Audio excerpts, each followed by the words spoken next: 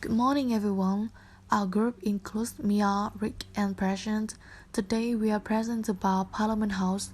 We chose Parliament House because it is a place that attracts domestic and international tourists.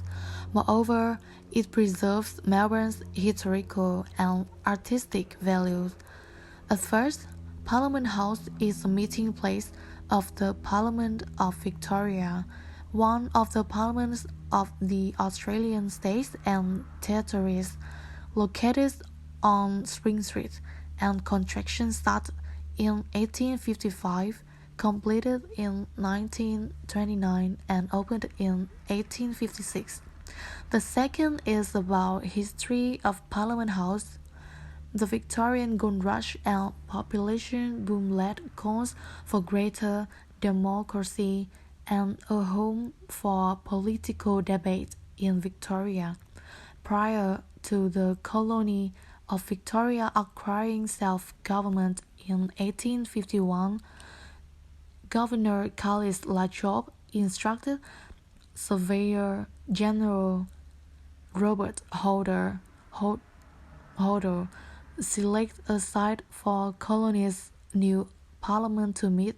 Hodder select a site on the eastern hill at the top Bourke Street, which commanded a view over entire city.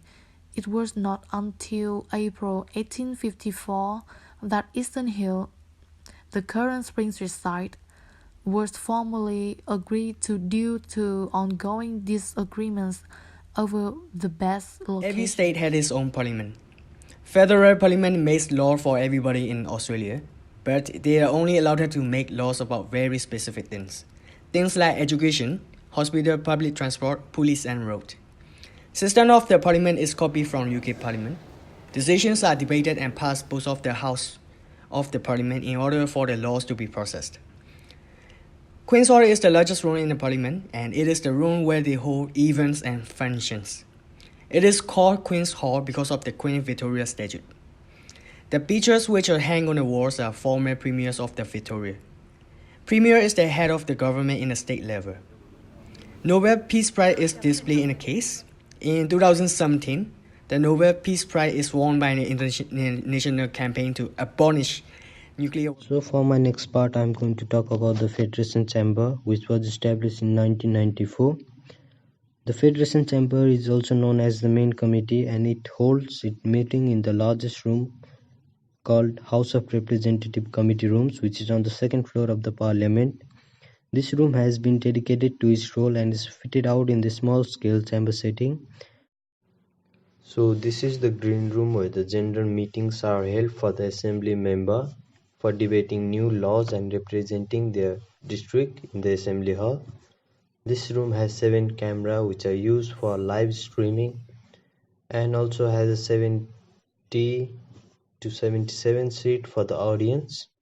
And the red room is used by senators for the same reason, but they represent their state in the assembly. Hi everyone, my name is Chung and my part is the red room.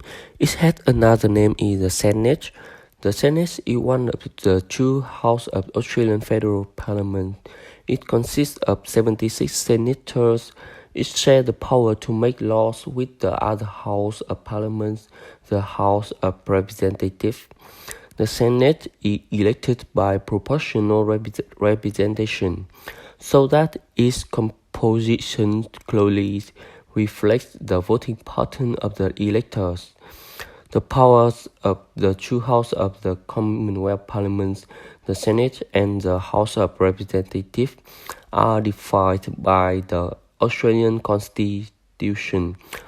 All proposed law must be passed by both houses, and the Senate is the house of review and a power check on the government of the day.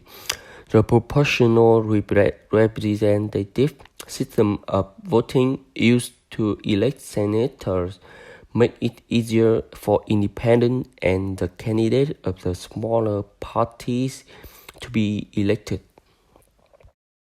The Senate chamber includes the president, deputy president, and chairman of committees, leader of government in the Senate, leader of the opposition in the Senate, party whip, the clerk, handshake editors, advertiser bench, usher, and the last one is usher of the backyard. And the Senate chambers is the principal focus of a senator's work. It is here that she or he debates and votes on matters that are before Parliament. However, activities that a senator undertakes in the Senate chamber are only tip of a large iceberg of work. Next, let's have a look at the interview that we made with local tourists from Parliament. Hi, Mom. What's your name, Mom? Margaret, Where are you from? Australia. Yep. How was the experience in Parliament? Very informative. I did know a lot about it because I'm originally from Victoria, so I did learn a lot of that in school. But that was quite informative though. Yep. And is there any recommendations that you want to give for the tour experience and next time for other tourists? Oh, not that I can And- think of.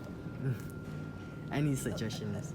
As long as if you wanted to learn a little bit more, as she Nice said. cup of tea to start off with. We could have had lunch here, I suppose, first. That would be great. Tour, Yes. while we're waiting it. It's very, sometimes we're lining up outside.